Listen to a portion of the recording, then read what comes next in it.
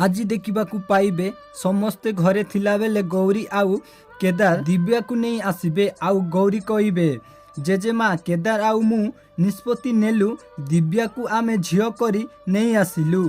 या सुनी घरर समस्त लोक खुशी हो जिबे किंतु माधवी कहब हो पारिबनी गोटे निर्म श्रेणीर नालकड़े जन्म होता झील को नहीं आसी आम संपत्तिर भाग देव या मु कदापि हबाकू देविनी।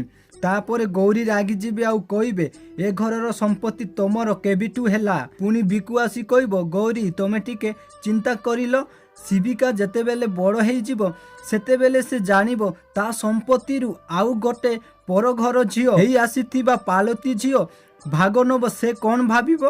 तापर गौरी कहबे तुम मानू किए कहला दिव्या हेउची पर घरर झील शिविका आउ दिव्या दुए मो निज झील।